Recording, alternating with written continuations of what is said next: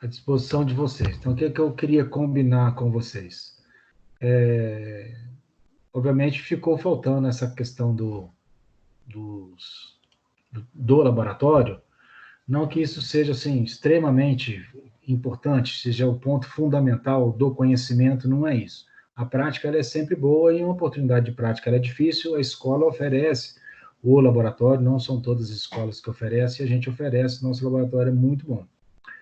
Mas independente da gente estar fazendo aqui ou não, eu me comprometo aí com vocês, aí uma coisa que é minha, eu e vocês, mesmo que seja lá na frente, no segundo semestre ou mais à frente, a gente pode bolar umas 2 ou 3 aulas do laboratório para complementar aquilo que a gente está vendo aqui. Isso aí não é problema para a gente. A gente combina com, com os grupos que quiserem, uma pessoa, 2, 10, ou os todos, para mim não faz diferença. Que quiser depois complementar no laboratório, nós vamos estar à disposição, porque o laboratório está lá, ele não foi embora, ele está lá e tem capacidade de atender a gente. Então, a gente pode usá-lo mais à frente lá. O semestre já está acabando e nós não vamos nos encontrar, né, no presencial, então não vai ter condições de fazer o laboratório.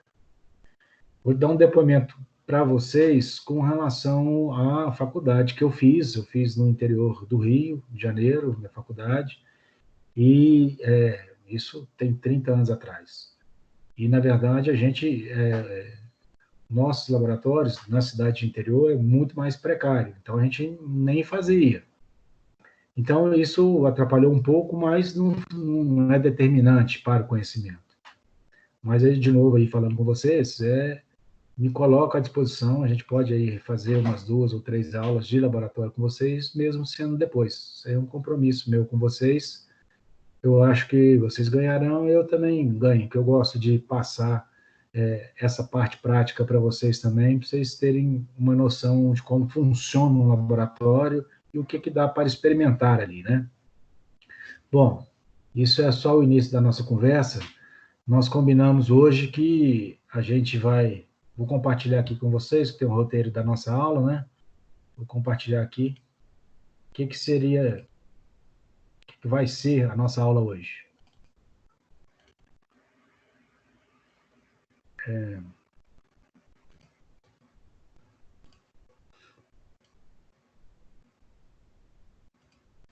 Então, o que são os assuntos do dia aí com vocês também para tratar?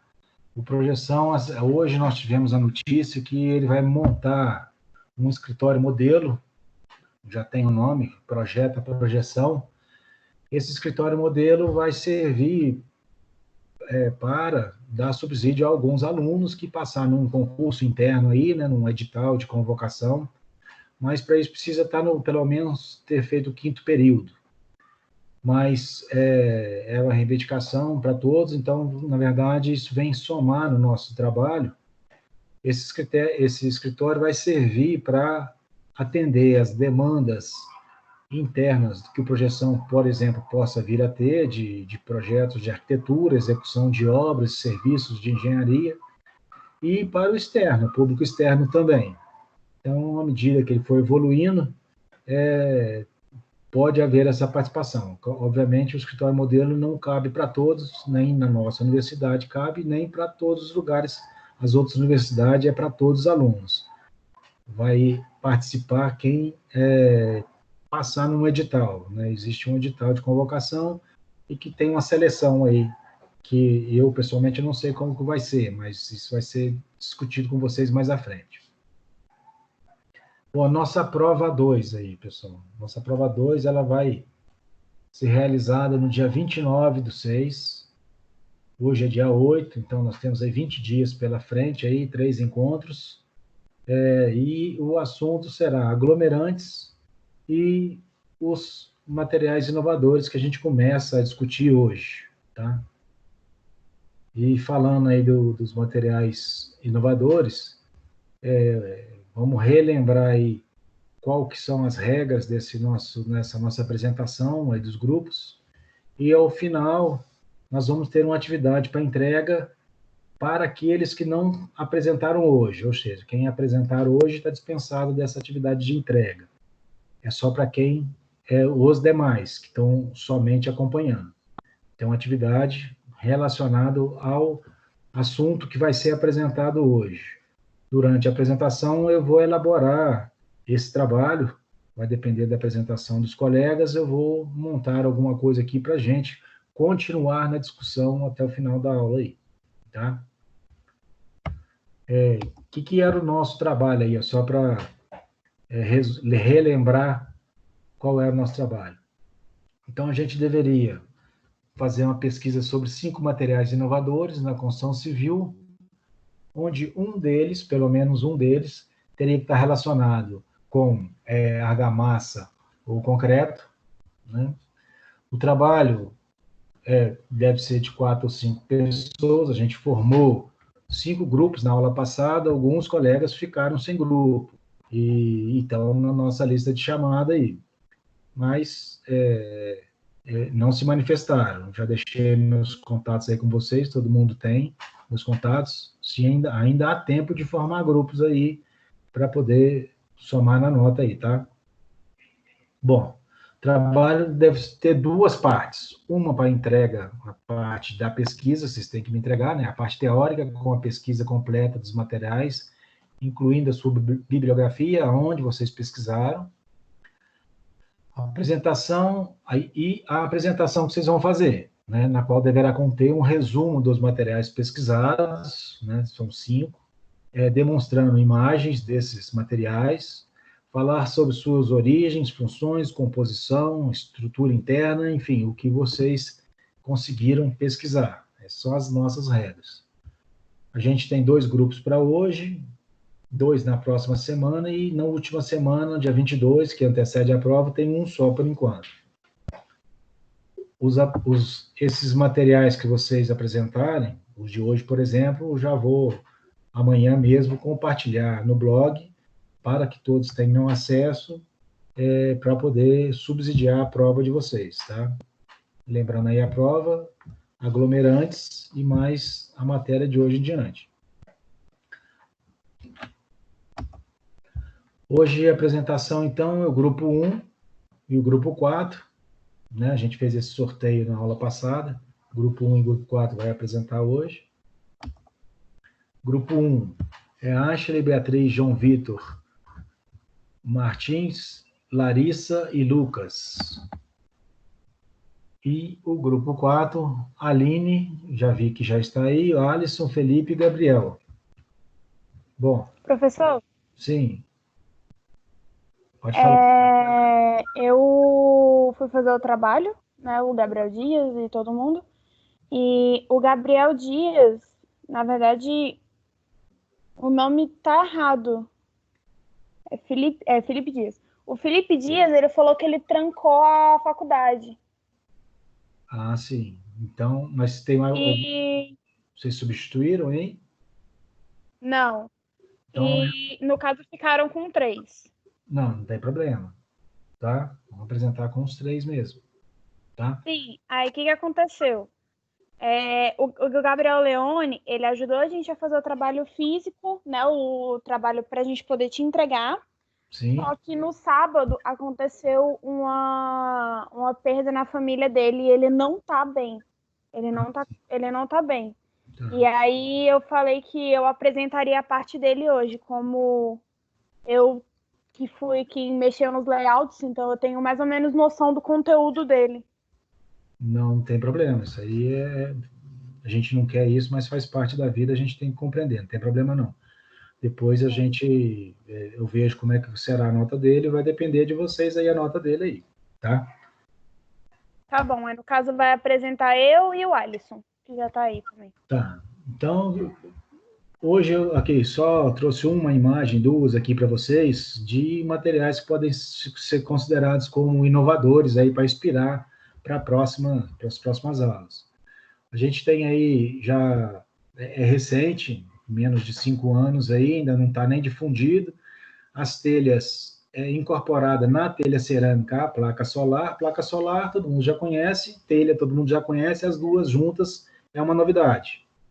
Então, só mostrando aí para vocês que tem espaço para apresentação, pode quem quiser usar e aprofundar nesse assunto aí, pode apresentar.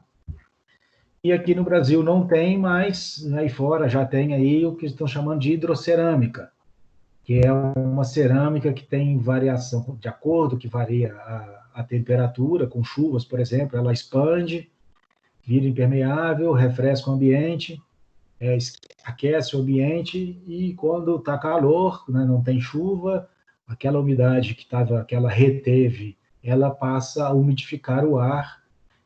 Assim, uma coisa que eu tenho pouco material para poder explicar melhor como funciona, mas são materiais inovadores. Ainda não emplacou aqui no Brasil, não tem, mas lá fora está em estudos, ok? Então, eu vou compartilhar a minha tela aqui com vocês. Aline,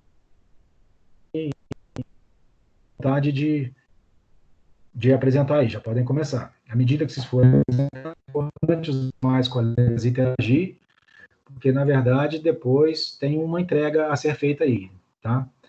Boa sorte aí, vamos juntos trabalhar nessa apresentação aí. Pode conduzir, Aline. Então, eu vou compartilhar a minha tela aqui. Sim. Só um minuto. Vocês estão vendo a minha tela? Começou a ver agora, sim, Aline. Eu vou ficar com essa aula aqui no canto, tá? Esse negocinho aqui no canto, mas pronto, tirei.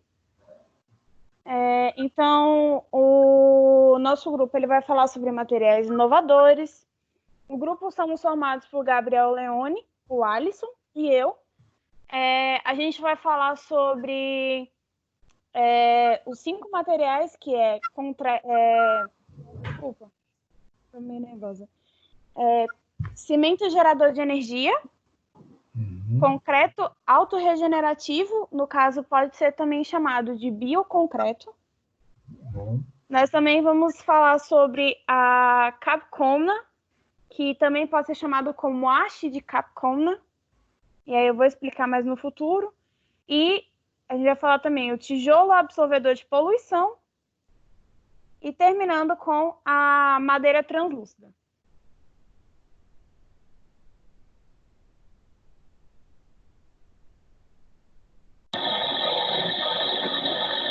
Tá me escutando?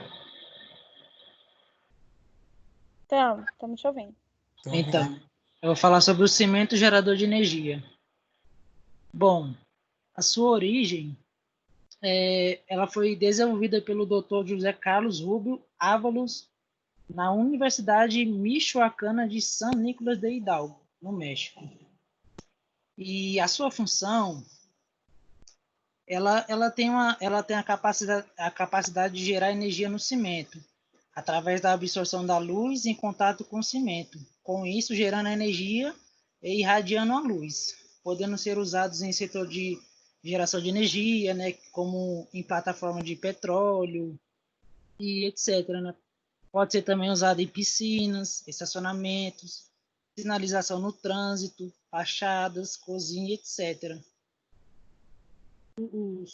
A composição deste material é usada as seguintes matérias-primas, né, que é a areia de rio, resíduos industriais, sílica, água e álcali.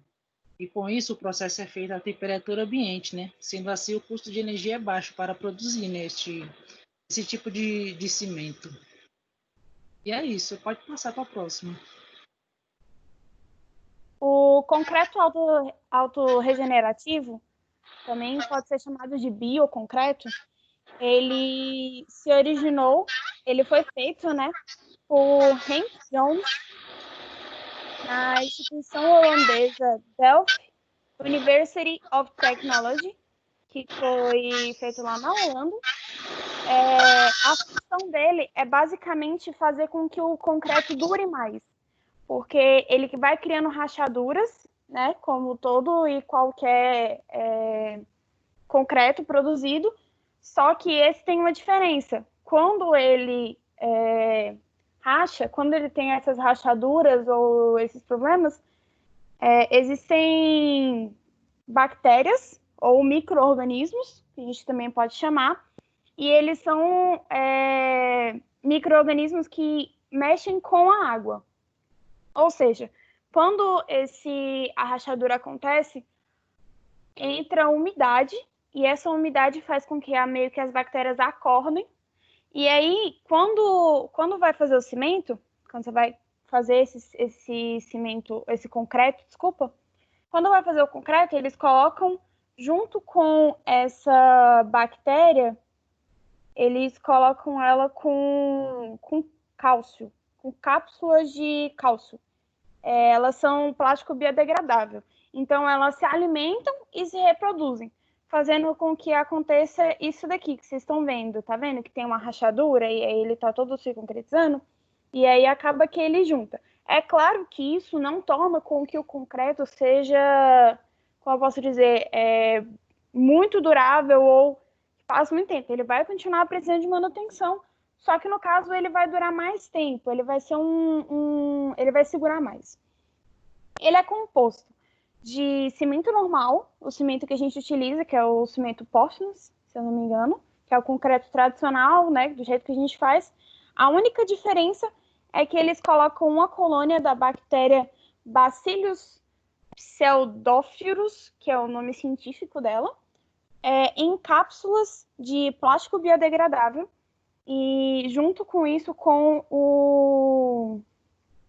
junto com o cálcio, que elas se alimentam. O que o Jonks falou, quando eles pensaram nessas bactérias, eles não conseguiam achar uma bactéria. E eles pegaram essa bactéria porque ele falou que é surpreendente que as bactérias ficam desse jeito por 200 anos.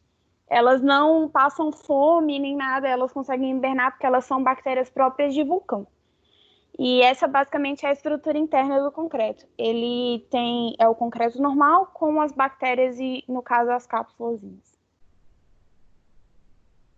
Essa Copcona Stranghold, do jeito que eles falam na verdade, ele foi feito lá no Japão, né?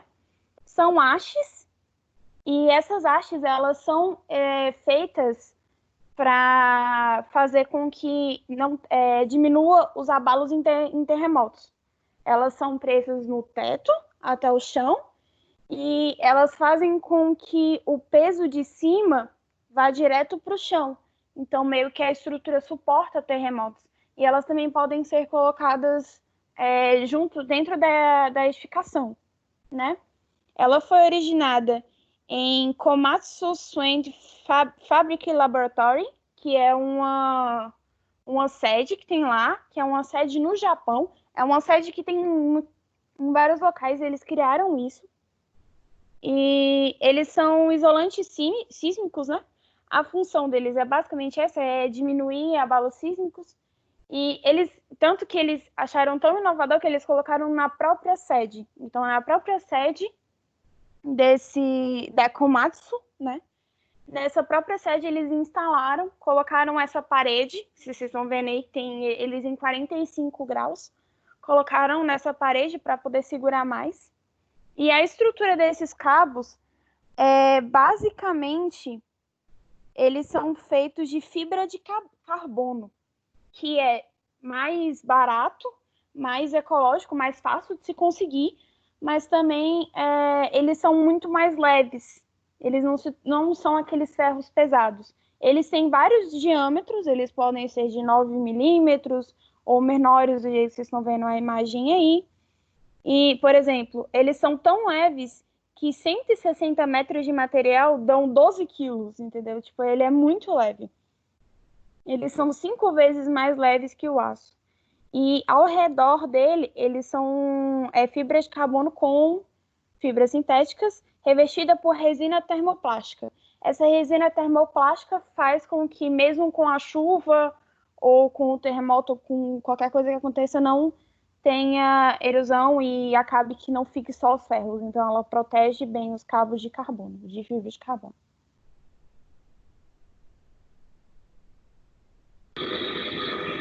Bom, vou falar um pouquinho sobre o tijolo absorvedor de poluição.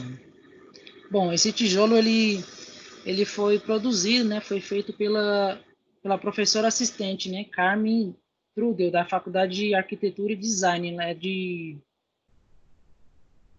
lá da Califórnia, né? E com isso, né, a arquitetura vem trazendo muitas tecnologias, né, para a construção, para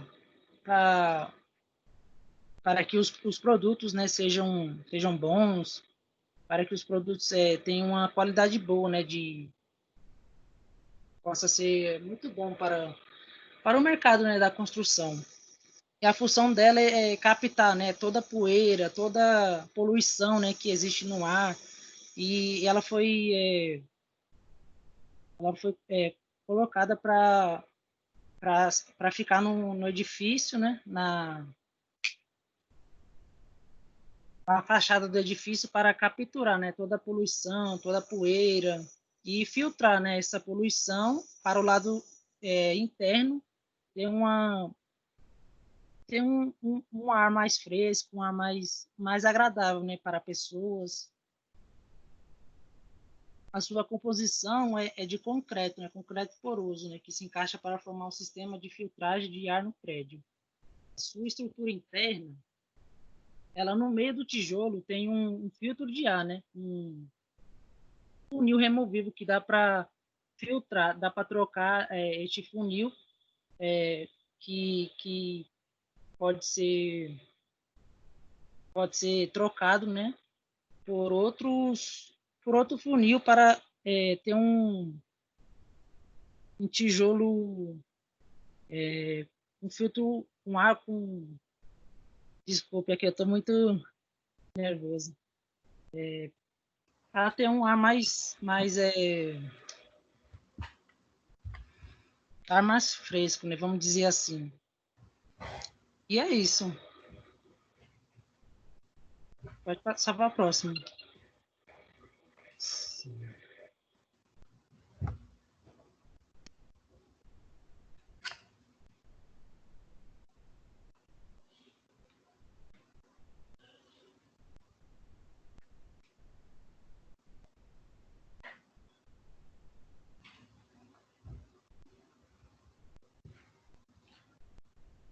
Alô, pessoal?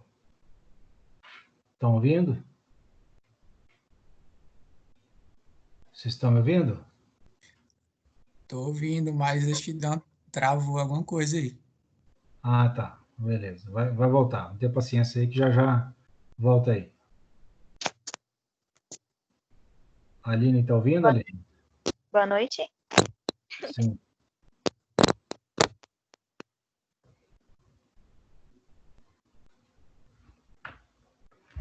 Alguém me mudou.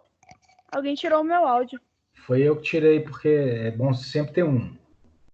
Quando o seu colega estava falando, eu mudei o seu. Ah, tá. Pode dar sequência aí. Tá bom.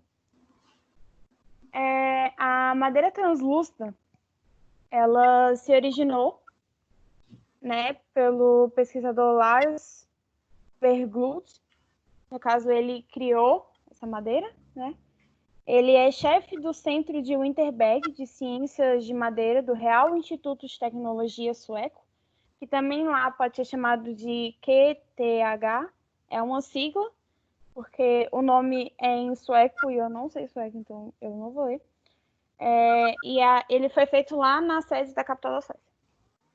Ele é um novo material, que basicamente é a madeira normal, só que a única diferença é que ele foi retirado a lignina, que no caso é a parte de fora da célula, né, da madeira.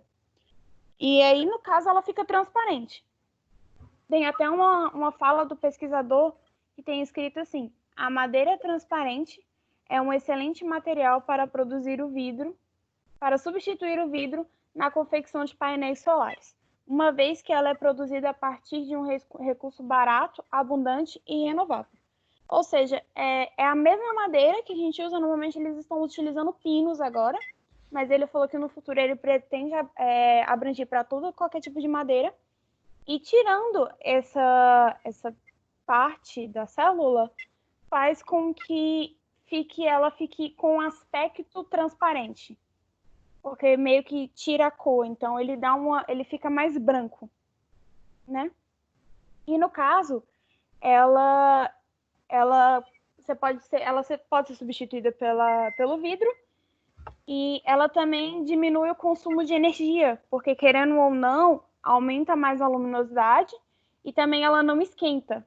Então não tem aquele perigo de deixar o ambiente quente, como normalmente alguns vidros podem fazer em determinados locais. Eles também falaram que eles podem ser substituídos por painéis solares, né, com aquele vidro que fica no painel.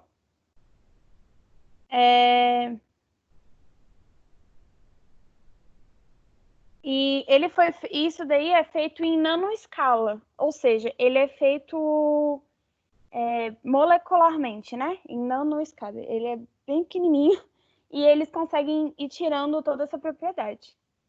E foi isso, nosso trabalho. A gente terminou a apresentação. Aline, não tira não. Volta para mim, por favor, no primeiro slide ali. Vamos tentar... Aliás, perdão. No primeiro material seu aí. Passa aí para mim. Então, pessoal, assim, ó, no primeiro material aqui... Não, no primeiro mesmo aí. Você passou 2, vamos voltar aí. Cimento gerador de energia.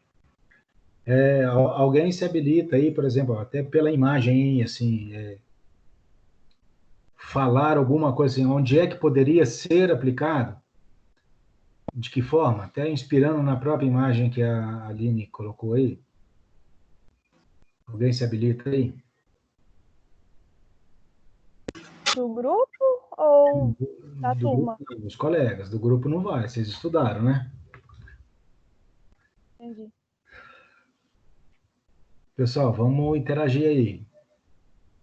Isso tudo vai fazer parte aí da nota de vocês também. Bom. Boa noite. Boa noite, professor. Sim, diga, Franco. Pode ser utilizado em lugares que não tem, tipo, energia, que não tem energia elétrica. Sim, concordo.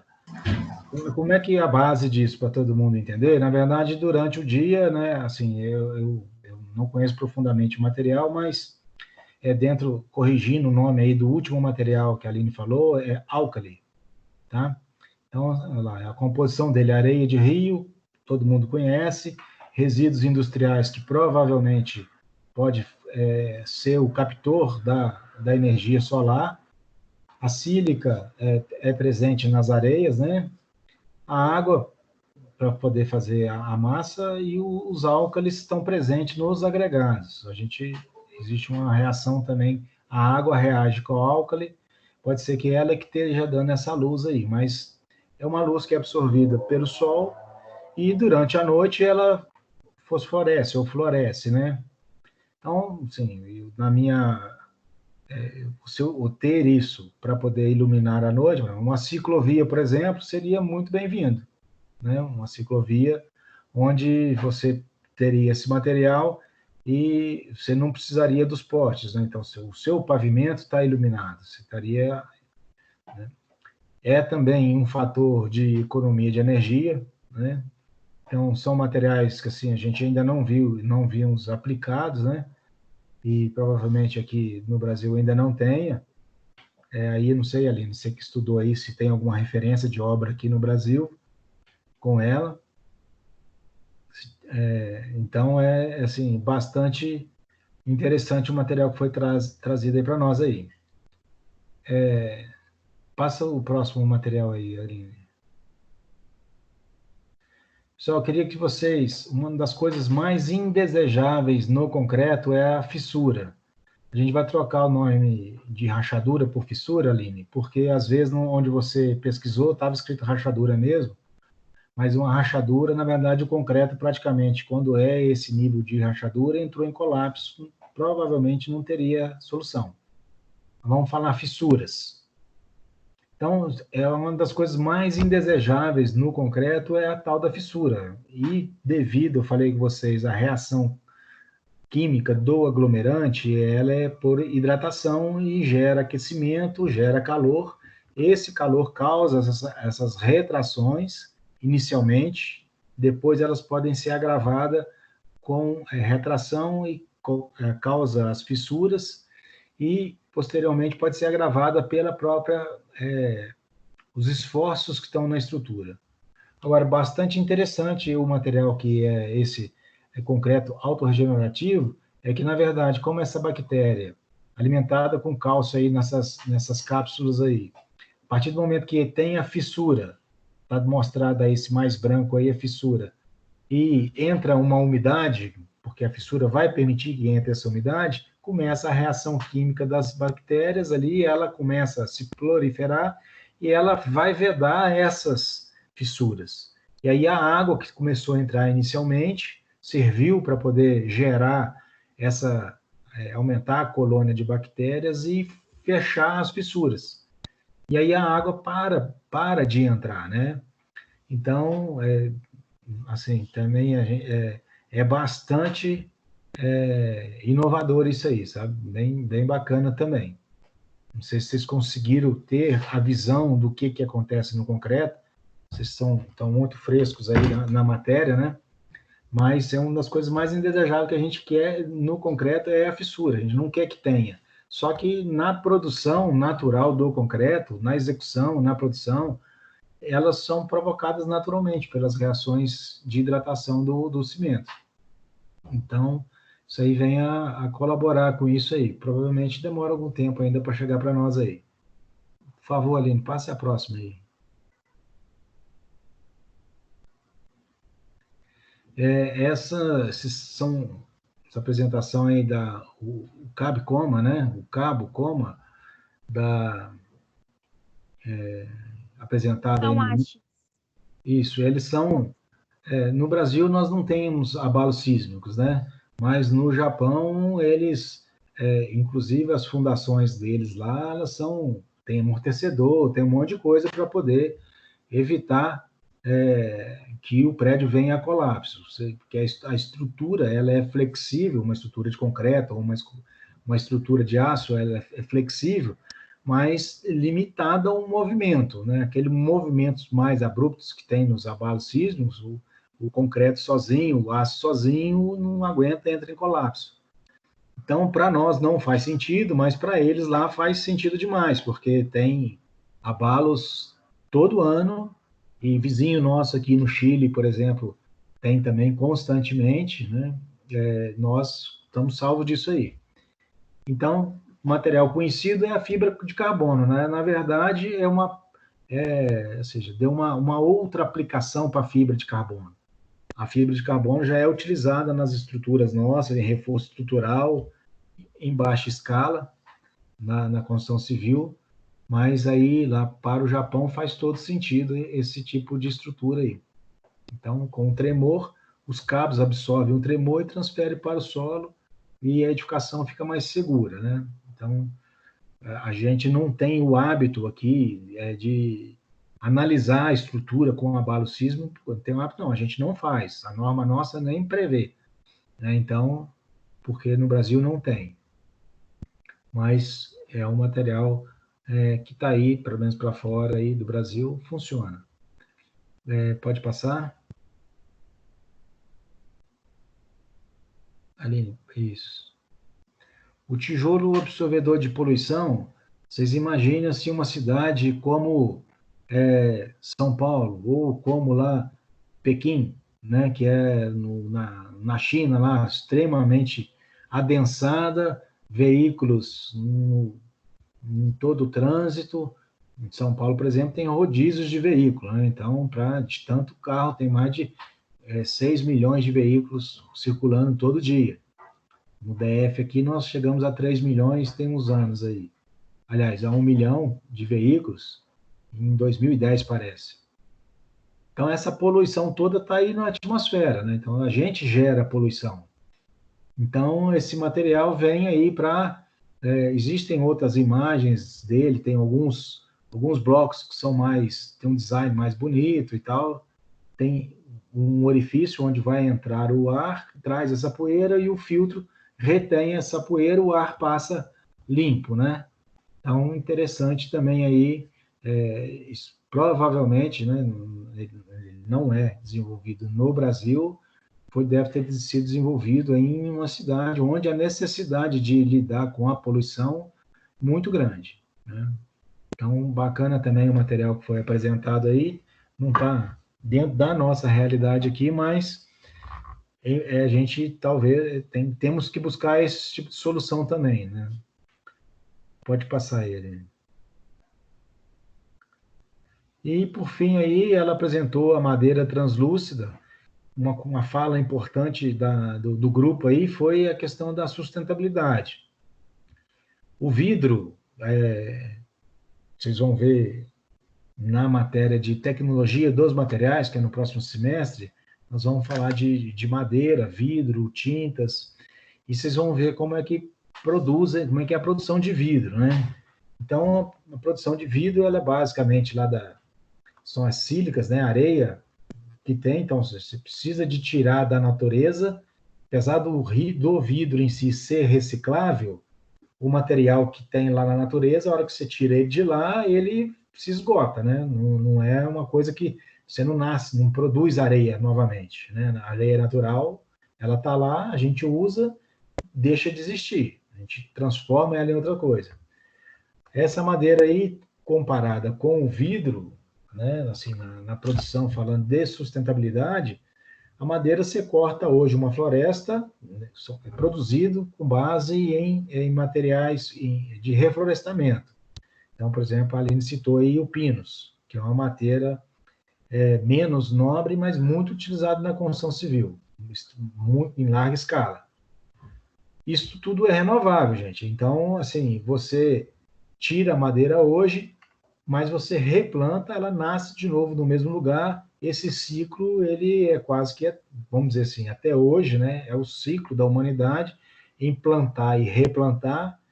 Então, isso agride muito menos a natureza que ser somente lá no leito do rio e tirar areia para fazer vidro, por exemplo, né?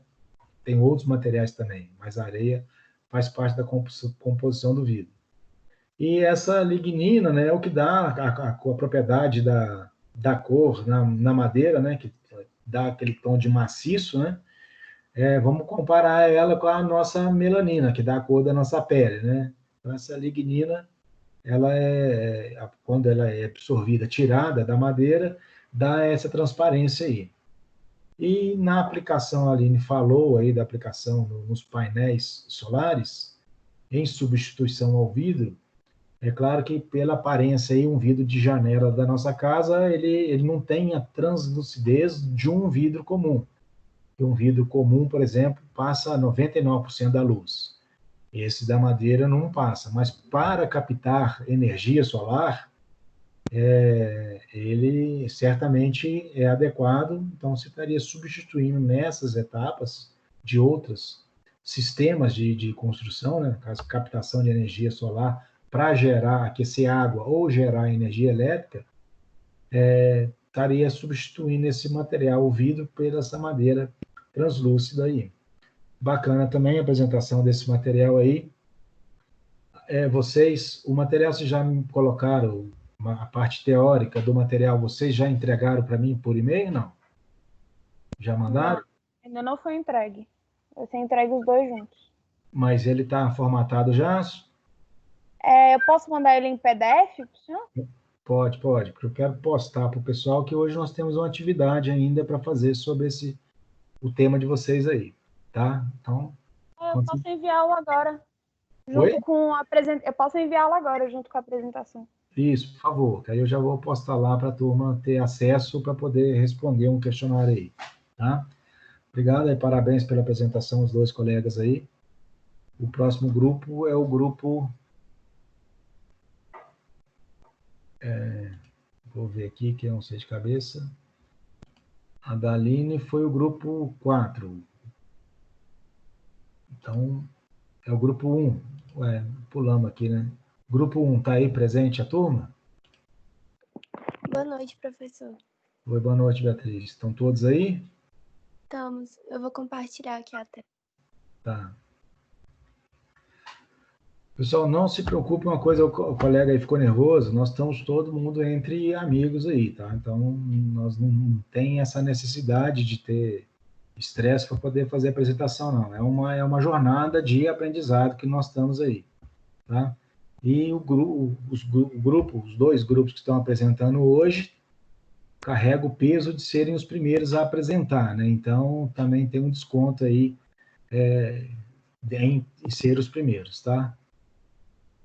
Fica à vontade aí, Beatriz. Pode apresentar. Tá.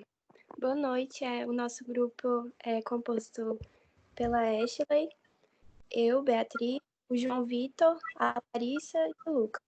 A gente vai falar sobre o concreto bioativo, a espuma de alumínio, o steel frame, a madeira artificial transparente e os tijolos anti-terremoto.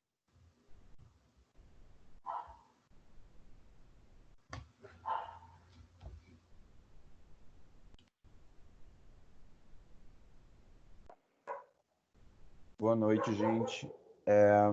Eu sou o João Vitor, eu vou falar sobre a espuma de alumínio e gostaria que vocês esperassem só um minutinho, que meu cachorro está latindo e vai acabar atrapalhando um pouco. Eu vou só mudar de cômodo aqui rapidinho. Faz parte aí, não tem problema não. Vamos lá, vamos nos ajeitando aí.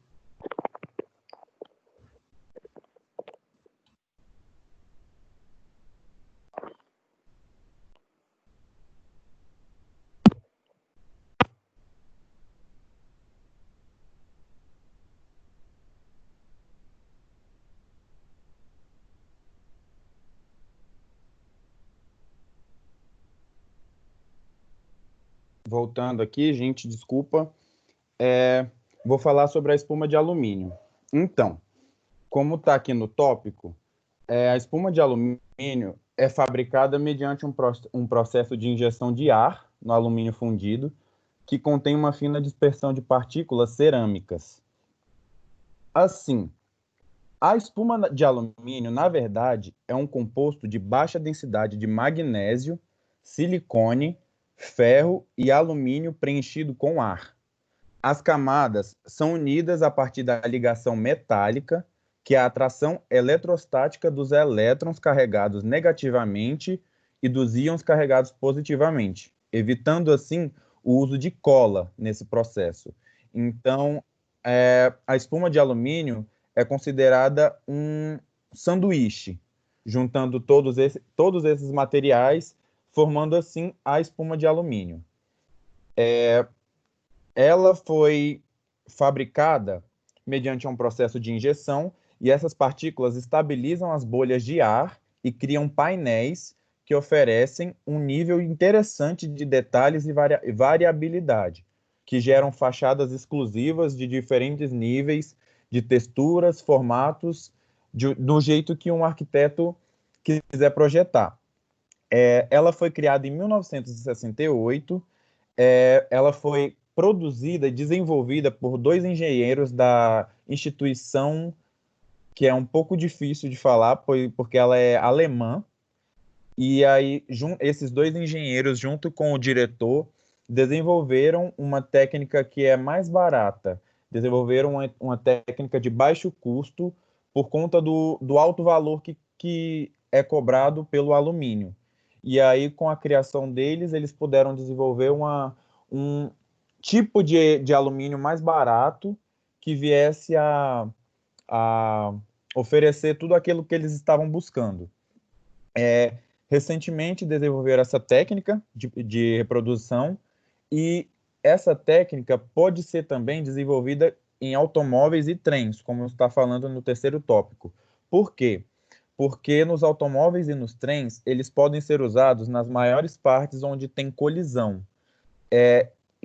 Principalmente nos carros, esse material pode ser facilmente substituído e um carro compacto pode ficar até 20 quilos mais leve com a espuma de alumínio. E já foram feitos vários testes, e principalmente em testes de colisão, eles alegaram que em 70% dos casos, as colisões que ocorrem principalmente de maneira frontal, elas são facilmente absorvidas, o impacto. Eles absorvem muito mais do que um carro de ferro, no caso, de aço, que geralmente é utilizado nos dias de hoje. Então, se fosse trocado por espuma de alumínio, a colisão seria evitada e seria minimamente ocorrida, vamos dizer assim. A espuma de alumínio, ela também tem um tipo de molde. Na verdade, ela pode ser feita, e geralmente é feita, com até 3,66 metros de comprimento. Mas também existem painéis que, como eu falei, arquitetos e engenheiros podem projetar e personalizar os seus painéis, mas geralmente ela pode chegar até 3,66 metros. São 100% recicláveis e estão disponíveis nesses formatos. Ela tem uma aplicação industrial devido ao alto custo, né, como eu havia dito, mas junto a esses engenheiros, eles fizeram com que isso fosse mudado. É um material muito resistente mesmo, possui um peso menor que o da fibra de vidro, como foi falado, e por tais motivos, esse material deve ser muito em breve utilizado, incorporado, né, tanto fora quanto dentro do Brasil. E é isto.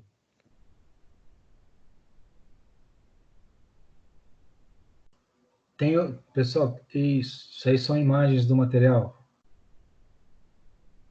Isso, são imagens do material, tanto na sua forma inicial, quanto na sua aplicação.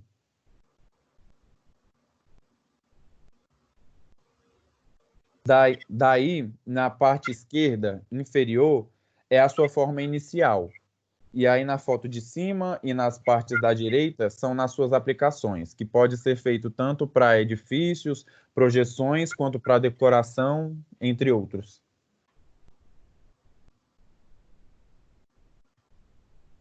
Ok.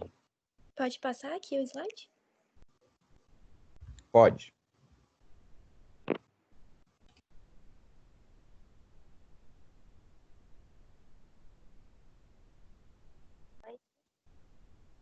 Eu sou a Larissa e eu vou apresentar o artificial transparente. Então, um material formado pela madeira balsa, que ela é leve, resistente, de crescimento rápido. Ela perde a lignina e recebe acrílico e polietilenoglicol. É um material que está em evolução e a expectativa é que se torne completamente biodegradável, mas já é uma alternativa ecológica ao vidro, plástico e futuramente até mesmo ao cimento. Tem como característica a transparência, tem o diferencial estético, é resistente, não como a madeira balsa pura, mas continua com alta resistência, é reciclável e tem o diferencial também da regulação de temperatura. Como ela absorve e libera calor facilmente, ela gera uma economia de energia em ambientes que fazem muito frio ou muito calor.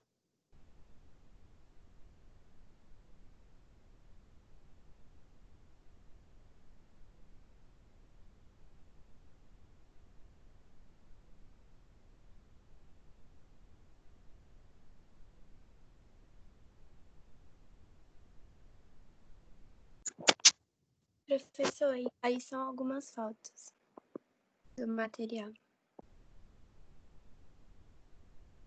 Parece que a Larissa não está conseguindo falar. Oi. Agora tá.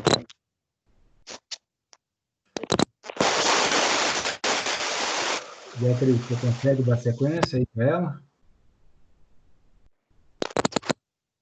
Me ouvir? Alguém do grupo dá sequência aí. Talvez ela tenha saído e perdeu a conexão.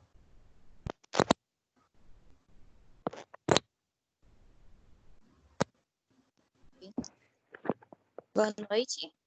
Estão me ouvindo? Dá para ouvir, estou Estamos ouvindo. ouvindo. Ai, Deus. Então, eu sou a Larissa e eu vou apresentar a madeira artificial. Larissa, É. deixa eu ouvir a sua parte. Só não deu na parte das imagens. Ah, tá, ok.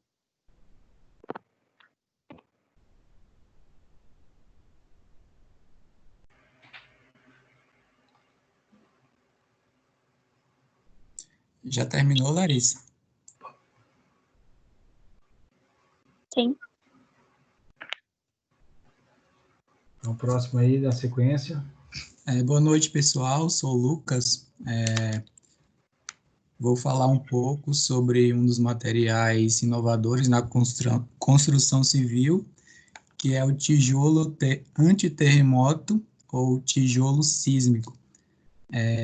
Atualmente, existem várias tecnologias para amenizar os danos causados por abalos sísmicos, né, os terremotos. Tem tecnologia, os edifícios atuais têm tecnologias que utilizam molas na sua base, tem edifícios com o esqueleto com a estrutura móvel.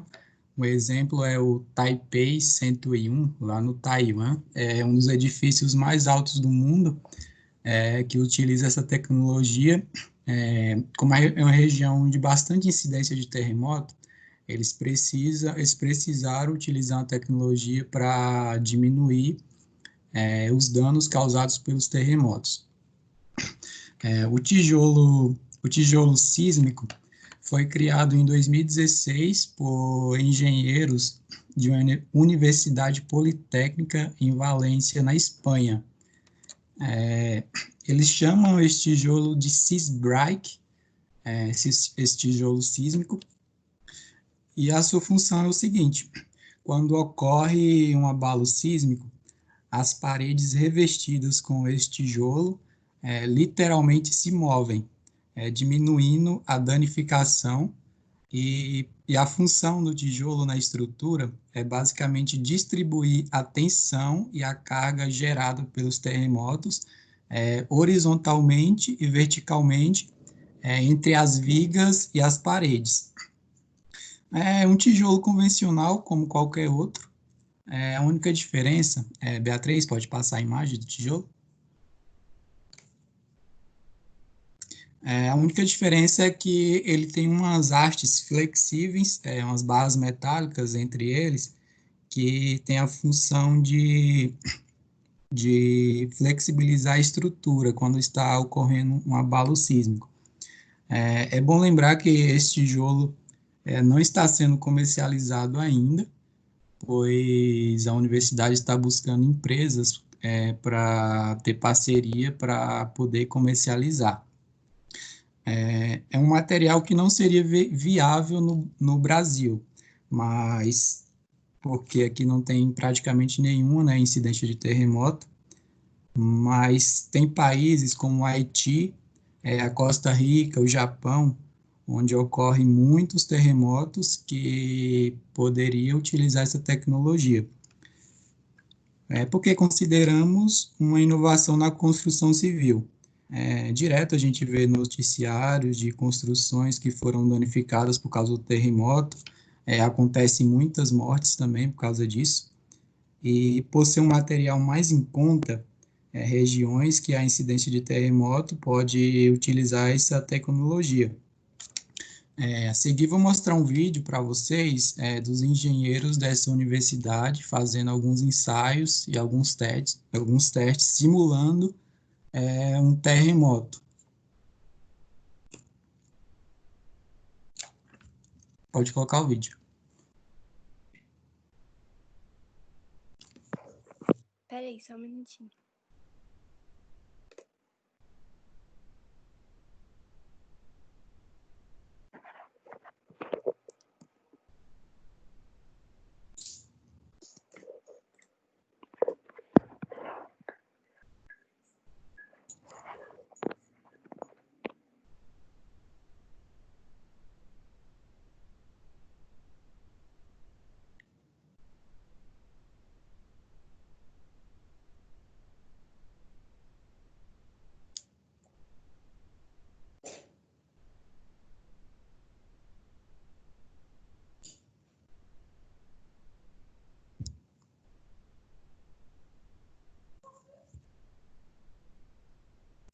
Pode notar, pessoal, que a parede que utiliza esse tijolo, ela quase não se deforma.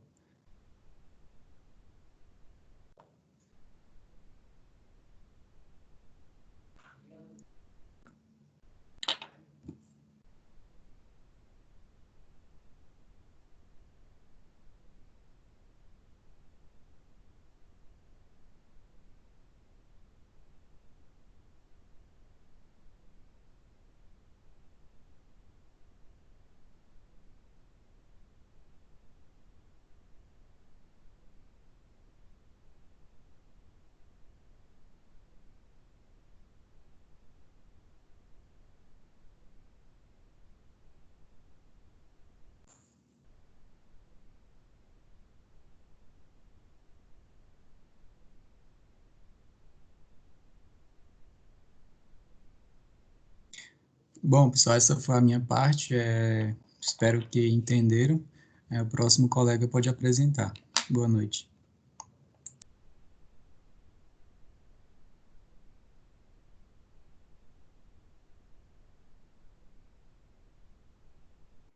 Ai, peraí, deu um negócio aqui.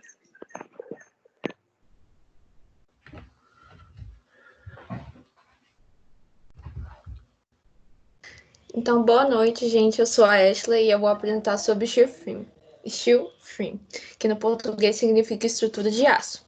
Ele é um dos tipos de construção mais populares do momento, mas que começou a ser utilizado nos Estados Unidos por volta da década de 30. Ele é um sistema moderno de construção que não utiliza nem tijolo e nem concreto durante o processo de montagem das paredes. Esse formato de construção é 100% industrializado e sustentável e altamente resistente.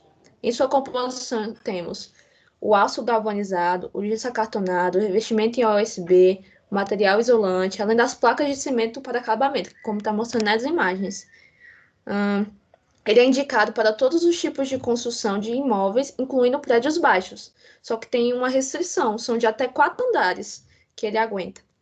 Agora eu vou falar sobre suas vantagens e suas desvantagens.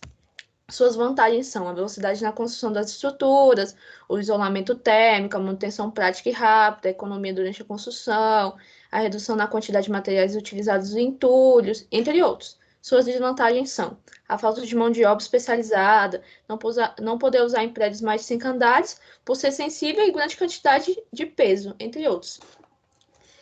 Vou falar sobre o preço. Segundo a oferta do mercado, em uma casa térrea de 100 metros quadrados, o preço do steel frame é aproximado a R$ 900 por metro quadrado. Pode passar, Beatriz.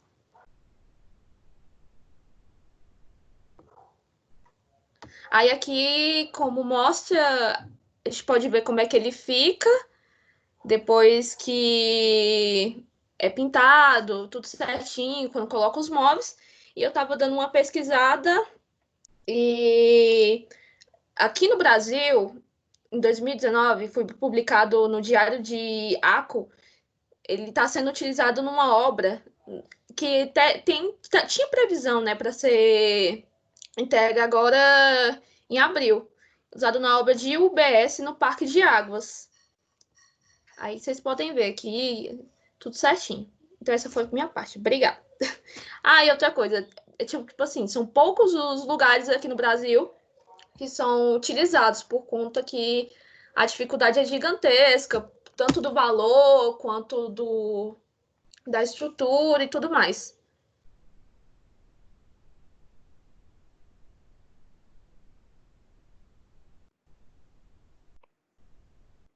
Então, eu vou falar sobre o concreto biorreceptivo. Eu sei que já falaram, mas eu vou dar uma reforçada também. Então, ele foi desenvolvido por pesquisadores da Universidade Técnica de Delft, na Holanda, e ele é um material capaz de regenerar construções desgastadas. Para preparar o bioconcreto, os cientistas misturam concreto tradicional com colônias da bactéria Bacillus pseudofirmus, que em seu estado natural podem sobreviver em ambientes muito hostis por muitos anos. Acrescenta à mistura de concreto lactato de cálcio, que é o alimento das bactérias.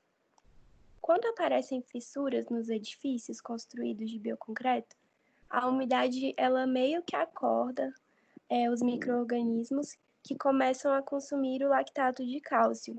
E como produto final da digestão, elas produzem o calcário, que ele é capaz de reparar as fissuras em apenas 3 semanas, dependendo do tamanho. Um fato importante a ser levado em consideração é que enquanto o metro cúbico de concreto tradicional custa pouco menos de R$260, o novo material custa 360, que apesar de ser mais caro, o benefício econômico é muito perceptível, pois economizaria em custos de manutenção, porque todo ano gastam milhões em reparação de construções e seria uma ótima opção para não ficar gastando tanto assim. E aqui umas fotos. Lá em cima é a bactéria que é utilizada na mistura e dá para perceber aqui embaixo também que a fissura ela vai se fechando com o passar do tempo. E é isso.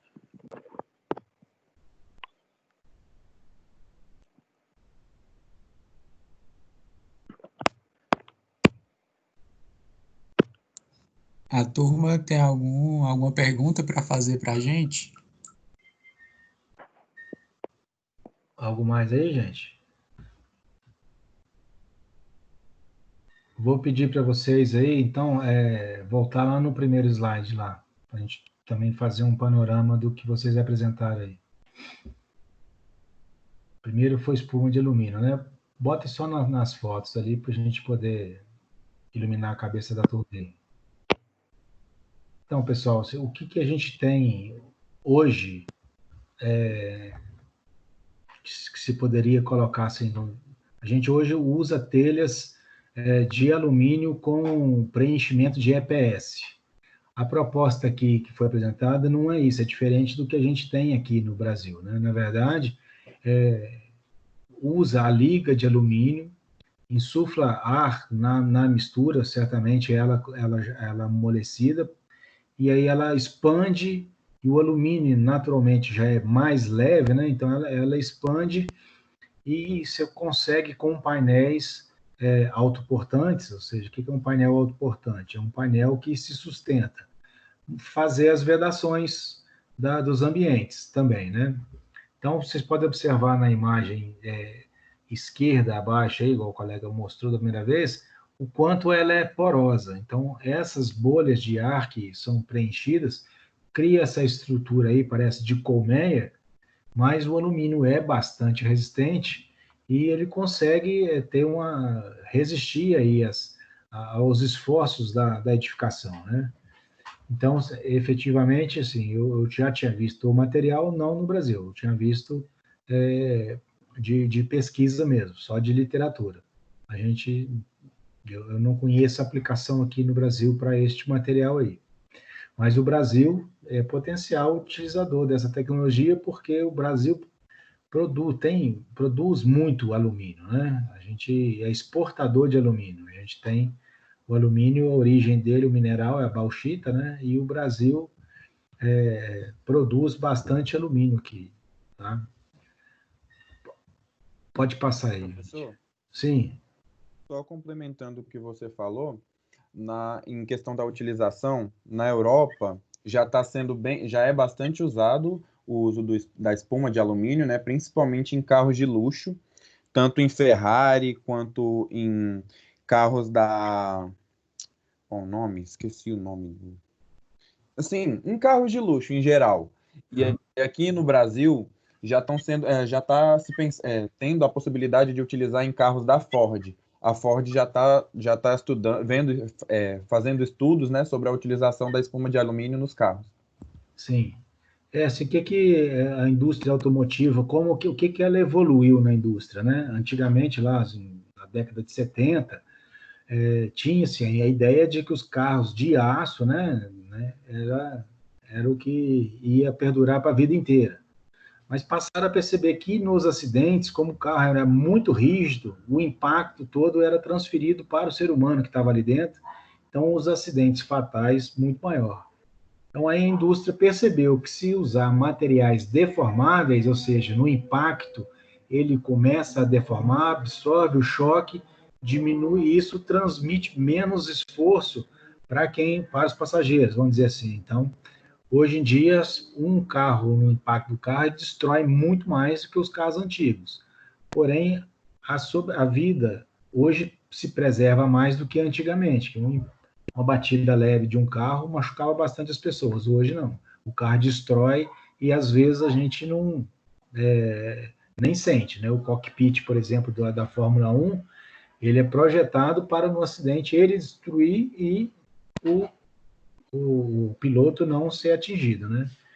Então, essa estrutura de ar aí, no impacto, ela vai se fechando, vai absorvendo esse impacto e com isso, para a indústria automotiva, faz muito sentido. Para nós, não, a gente quer o painel ali inerte, né? Na espessura que a gente definir, no tamanho que a gente definir, provavelmente até na cor que a gente quiser, e montar as nossas fachadas, montar as divisórias nossas internas, e a gente, as obras nossas sofrem pouco impacto, assim, comparado com a automobilística. Bacana isso aí. Passa aí a outra imagem aí, do próximo material. Então, aí, falando aí da madeira sem a despigmentada, né, translúcida, o primeiro grupo também trouxe, isso não tem problema, tá, pessoal? Nós estamos falando de materiais inovadores, a gente na construção civil não inova tanto assim também não. Pode observar que na maioria das publicações aí colocadas no Brasil não está nem usando, é mais lá fora do que aqui. Então, essa translucidez dessa madeira traz assim uma certa beleza e substitui o vidro, que não é, que é a matéria-prima do vidro não é renovável, o vidro é reciclável. O vidro você pode quebrar ele e botar para fabricar de novo quantas vezes você quiser, mas a matéria-prima que faz a origem do vidro, ela não é renovável. Então, também é um material bastante interessante aí. Pode passar aí. Vai na imagem aí. Esse bloco aí, na primeira imagem que passou aí, eu tive a impressão que ele era bastante pesado, mas depois a gente viu na imagem aí que o engenheiro aí está segurando ele com a mão só, né? Então, na verdade, é um bloco bastante leve, não sei se vocês têm esse dado aí do peso dele. E lá na imagem, talvez vocês não tenham o olhar de perceber, quando passou o videozinho, duas paredes, uma com esse bloco e outra não, uma bem mais fissurada do que a outra ali, né? Então, também para o Brasil não cabe, né? Porque nós não temos abalo sísmico, mas vizinhos nossos aqui, o Chile, por exemplo, tem.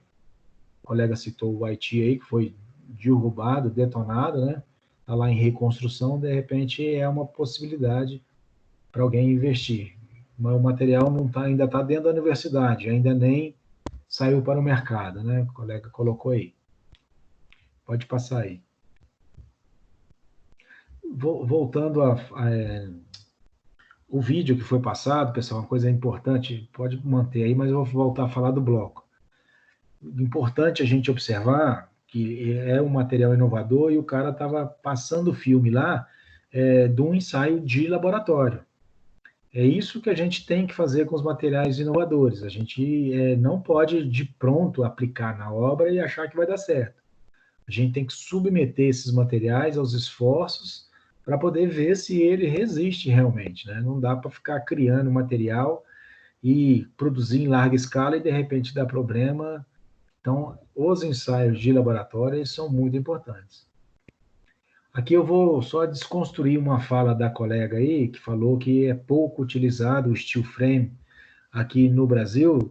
Não dá para comparar o steel frame no Brasil com os Estados Unidos, por exemplo, e com a Europa, mas no Brasil já usa bastante.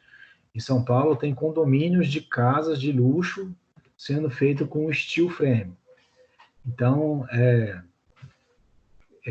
um material que o aço a gente produz aqui em abundância, os perfis a gente produz aqui, e na parte interna eles são vedadas né, da edificação é vedada com gesso acartonado, que a colega apresentou. Mas na parte externa, o gesso acartonado ele não é adequado. Então, tem toda essa composição de material aí, que está apresentando aí, ó. O USB é uma madeira de prensada, placa cimentícia na parte externa, né? Você tem a manta de impermeabilização, que está demonstrando aí, e são várias camadas, principalmente na parte externa, né? E no interior da parede, né, como ela é, entre aspas, oca, né? Efetivamente ela é oca, né? Entre aspas não, ela é oca. Então, para fazer o isolamento térmico e acústico, coloca essa lã, que pode ser uma lã de vidro ou uma lã de rocha, tá mostrando aí no interior aí da peça aí. A gente tem bastante aplicação aqui sim, no Brasil, mas é claro que não dá para comparar, por exemplo, com o americano. O americano usa demais aí o steel frame, usa muito mais que a gente, muito mais mesmo, assim, não se compara. O que usa mais no Brasil, em vez do steel frame, vão botar ali a madeira no lugar, né, o wood frame. Aí no sul do Brasil usa bastante o wood frame, que é a mesma coisa que a gente está vendo aí, porém a estrutura não é metálica, a estrutura de madeira normalmente é pinos, tá? Pode passar aí, por favor. Eu só uma pergunta. Sim, pode falar. O steel frame, ele pode ser considerado como o drywall ou tem alguma diferença entre os dois? Então, o drywall, assim, no pé da letra, é parede seca, né? O drywall que a gente conhece aqui, que você vê aqui em Brasília, eu chamo de parede de gesso acartonado, ela é para vedação interna. Então, você faz uma estrutura de concreto armado, por exemplo, e você faz as lojas internas ou os apartamentos com a divisória. O steel frame não é isso. O steel frame é a estrutura toda da casa. Você não tem concreto na casa, você não tem uma outra estrutura para suportar a casa. Os próprios perfis de aço é que sustenta tudo, faz as escadas, faz as paredes, as colunas, faz até 4 andares de steel frame e depois vem com a vedação com o mesmo gesso acartonado que você está, que é o drywall que o pessoal chama aí, tá? Então, é a diferença do steel frame, que é um sistema de estrutura que é revestido com gesso acartonado na parte interna e na parte externa, normalmente, é placa cimentícia. O drywall, que a gente conhece aqui de Brasília, se você perguntar qualquer um aí, é só uma divisória dentro de um apartamento ou dentro de uma loja. Ele não é estrutural, né? Consegui te responder? Entendi. Não faz sentido. Tá. Aí o primeiro grupo também apresentou aí a questão do concreto autogenerativo, né? Aí a imagem mostra aí a fissura, aí tem a fissura antes e ela se vedando, né? Então, ou seja, a água que começa a infiltrar na fissura serve para poder fazer a reação das bactérias e elas vão vedar essa fissura e a água para de entrar. É tudo que a gente quer. A gente não quer que entre água no concreto, a não ser aquela água da mistura. E, na verdade, a gente quer que ela faça as reações químicas e evapore o excedente, sem causar fissuras. Mas gera muito calor e as fissuras são inerentes a esse processo. Então, essa aí vem como uma novidade. Aí, assim, só o conselho que eu dou para vocês é quando a gente apresentar números de valor, a gente tem que sempre ver qual que é a data daquele valor, tá? Não tem problema para a nossa apresentação, não, mas é só modo prático profissional para vocês. Quando eu coloco lá que o concreto é R$260 o metro quadrado, o metro cúbico, eu tenho que checar se é esse o valor mesmo que está se produzindo aqui em Brasília, por exemplo. E se o outro é 360, talvez a gente não tenha essa condição de comprovar. A tecnologia é pouco difundida, né? Mas, então, quando a gente coloca números, a gente tem que fundamentar, tá? Os parâmetros, todos, a gente é importante fundamentar. Não interfere na nossa apresentação aqui, não. Estou só falando como profissional e para a apresentação das outras matérias aí. Quando a gente fala em número, principalmente financeiro, a gente tem que fundamentar, conferir se os valores estão adequados aí. Tem mais algum material? Não, esse foi o último, né? Não é isso? Foi. Então, pessoal, Nós vamos fazer agora aí um trabalho. Eu vou montar agora. Vamos fazer um intervalozinho aí de 15 minutinhos e eu vou postar vou explicar o trabalho para vocês me entregarem posteriormente aí, tá? Vamos dar um intervalo rapidamente aí, eu já volto aí com um trabalho montado para vocês. Vai ser bem simples para entregar, mas tem a ver com esse material. Vou pedir que os grupos me mandem aí o trabalho já para mim poder formatar aqui a pesquisa dos colegas aí. Já a gente volta já já. São 8h42. Quando for 5 para as 9, a gente volta aí, tá? Professor, Sim, para mandar no seu e-mail? isso. Manda o material no meu e-mail, por favor. marcio.josé@projecão.br. Beleza.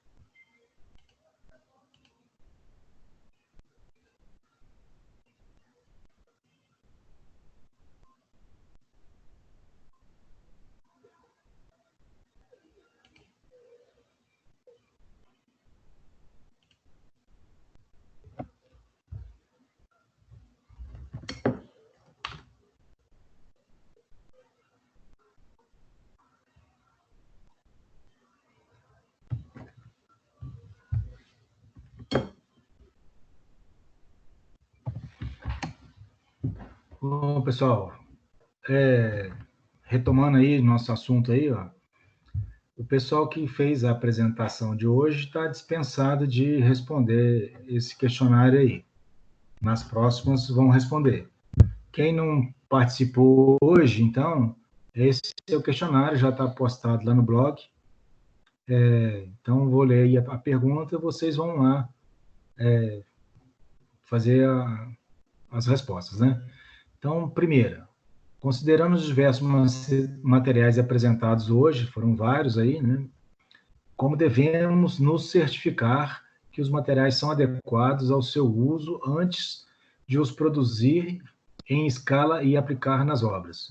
Então, o que é o cuidado que nós temos que ter com esse tipo de material que é inovador ou os próximos que virão a ser aparecer para a gente aplicar? Quais são os cuidados que nós temos que ter para poder validar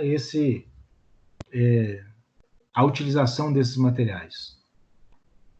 Questão 2 aí. Qual o benefício que temos com o concreto autorregenerativo? Foi apresentado aí, os dois grupos apresentaram o concreto autorregenerativo.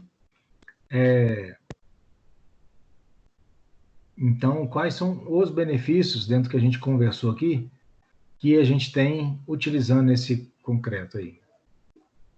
Então, vocês vão responder 4, 5 linhas aí, vocês respondem.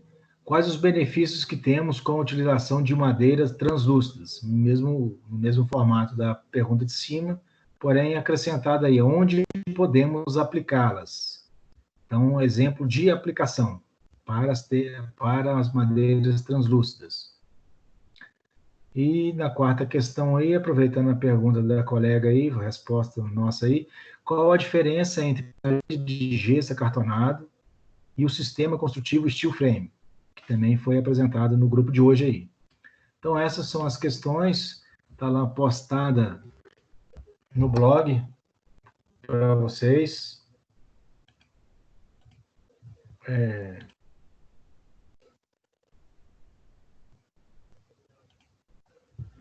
Com prazo de entrega aí até amanhã, na verdade lá no blog fica até às 11h59 disponível para poder postar. Então é o prazo que vocês têm, eu vou ficar aqui à disposição de vocês até às 10 horas para vocês, que se tiver alguma dúvida, estou aqui para tirar essa dúvida de vocês aí. No mais, vou retirar a lista de chamada aqui pelo chat, tá? E pelas entregas também de amanhã, tá bom? E pela entrega do trabalho e mais o chat, né? Então, estou à disposição aí. Se alguém tiver dúvida, quiser comentar sobre algum dos assuntos apresentados aqui, e se tiver alguma dúvida para as próximas apresentações, a hora é essa aí. Vou pedir que para as próximas apresentações, obviamente, não vamos repetir o que foi apresentado hoje, tá?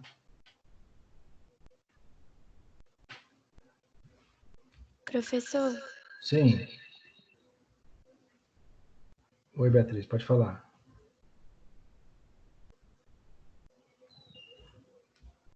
eu estou usando duas contas, porque uma estava compartilhando a tela e essa eu estou usando o áudio, tá bom? Só para avisar mesmo. Tá bom, obrigado. Boa noite. Boa noite. Professor, Sim? o Gabriel Dias fez uma pergunta no chat. No chat, vou olhar aqui agora aqui. Gabriel Dias, professor, semana que vem vai ser a semana das palestras. Se se confirmar a semana que vem a semana das palestras do seminário, a gente vai pular uma semana, né? Aí na outra semana vai apresentar os 4 grupos, né? Todo mundo, para terminar, tá? Ok? Tá respondido aí? Agora, se não confirmar, eu acho que foi confirmada hoje, eu não tenho certeza se foi. Se for confirmada, semana que vem não vai ter, fica para a próxima. Aí só que o outro grupo também vai apresentar.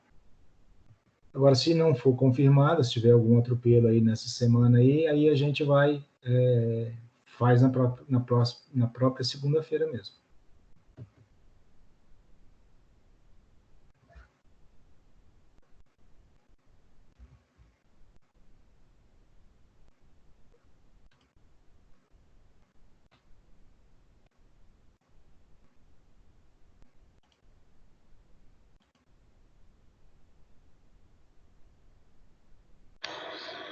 Professor, Sim, pode falar.